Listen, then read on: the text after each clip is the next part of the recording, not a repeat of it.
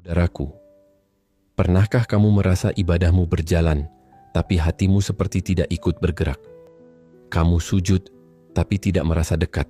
Kita sujud kepadanya, kita tak rasa kita sujud kepadanya. Kamu berdoa, tapi seolah ada jarak yang tidak bisa kamu jelaskan. Dan Kita angkat tangan berdoa kepadanya, kita tak merasai kita sedang berdoa kepadanya. mungkin tanpa sadar, ibadah berubah menjadi perhitungan. Kalau aku lakukan ini, Allah akan beri apa yang aku mau. Kita masih tengok, aku semayanglah nanti. InsyaAllah mayang ni boleh dapat rezeki luas sikit. Bukan salah. Boleh dapat Allah bagi lapang rezeki, mudahkan perniagaan, Allah bagi anak-anak. Itu semua benar. Padahal Allah tidak sedang meminta kita untuk menghitung, Beliau hanya ingin kita kembali. Karena hanya Allah yang tahu siapa yang kembali kepadanya. Dia maha mengetahui. Pretend to be. Kadang tanda paling serius bukan saat hidupmu berat, tapi ketika hatimu mulai biasa saja dalam ibadah. Dan itu tanda kamu perlu berhenti sebentar, lalu melihat lebih dalam ke diri sendiri. Itulah kenapa kita membahas tema ini. Syekh menasihati, jangan beribadah seperti orang berdagang. Pada awal ibadat mungkin biarlah kita, maksudnya tak apalah kita lalui makam yang pertama. Di zaman ketika semua hal diukur dengan hasil, keuntungan, dan kecepatan, tanpa sadar cara pikir itu merembes ke ibadah. Kita tidak bermaksud begitu, tapi jiwa kadang mengikuti ritme dunia. Maka, nasihat para wali seperti Syekh Abdul Qadir Al-Jailani menjadi sangat penting untuk kita gali kembali, agar kita bisa menata ulang niat, membersihkan hati, dan menemukan makna ibadah yang sebenarnya. Tapi lama-lama untuk mendapatkan kenikmatan ibadah, halawah, kita kena ada pada makam ni. Makam yang memikirkan cinta dan redha Allah. Ketika itulah dia faham maksud raditu billahi rabba. Aku redha Allah Tuhanku.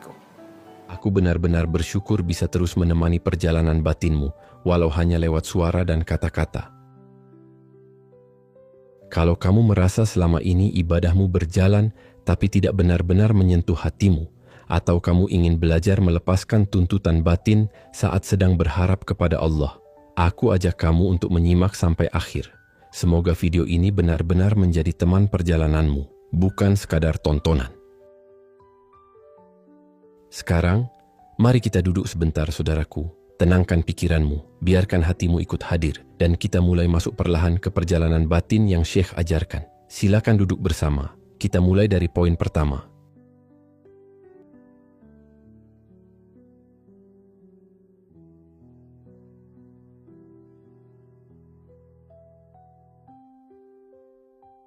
Saudaraku, ada masa-masa ketika ibadah terasa seperti sesuatu yang harus kamu selesaikan, bukan sesuatu yang membuatmu merasa dekat, bukan sesuatu yang membuatmu merasa pulang.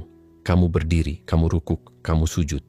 Tetapi bagian terdalam dari dirimu seperti tidak ikut berada di sana. Seakan-akan ibadah hanya menjadi daftar kewajiban harian, bukan lagi percakapan antara hati dan Tuhannya.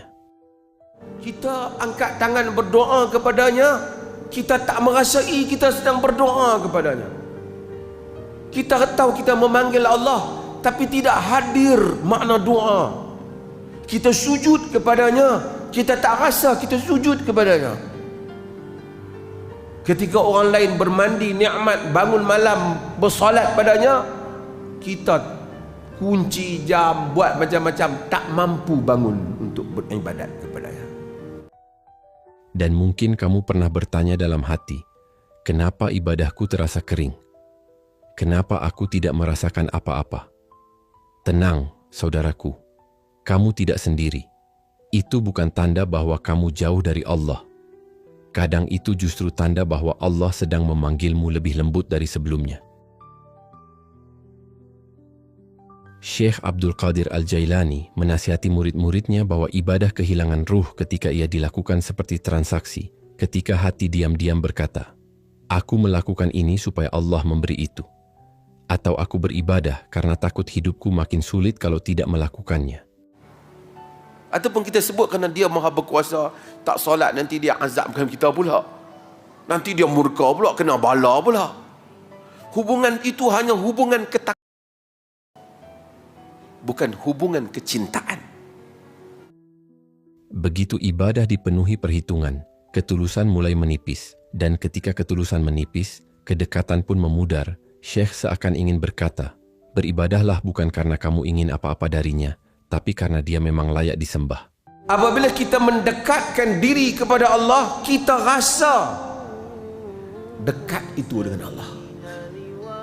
Ia ada dalam dada dan perasaan kita. Ia hadir di dalam salat kita. Kita dibangunkan pada malam hari untuk salat kepadanya. Kita rasa nikmat apabila sujud dan berdoa kepadanya. Dan kita terasa Allah itu di dalam setiap kejadian yang berlaku dalam hidup kita. Walaupun mungkin kita berdosa dan menjadi pendosa, tapi kita rasa kita balik kepadanya. Kita tak mau jauh dengan dia. Saudaraku, ada satu hal yang sering membuat kita salah paham. Kita sering mengira bahwa ikhlas itu harus sempurna, harus total, harus 100% murni. Padahal Syekh tidak mengajak kita ke sana dalam satu langkah. Beliau tidak meminta kesempurnaan.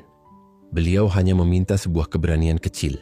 Keberanian untuk melepaskan kebiasaan lama bertanya, apa untungnya untukku? Kita masih tengok, aku semayanglah nanti. InsyaAllah mayang ni boleh dapat rezeki luas sikit. Bukan salah. Boleh dapat Allah bagi lapang rezeki, mudahkan perniagaan, Allah bagi anak-anak. Itu semua benar. Tapi ada orang semua hal itu hadir kepadanya bagaimana dia meminta pada yang besar. Tapi ada orang yang dia harap semua itu hadir dengannya kerana dia meminta limpahan cinta. Hal itu hadir bersama cinta Tuhan kepadanya. Bagi golongan yang dekat dengan Allah, aulia Allah, kekasih-kekasih Allah, keampunan itu bagi dia segala-galanya.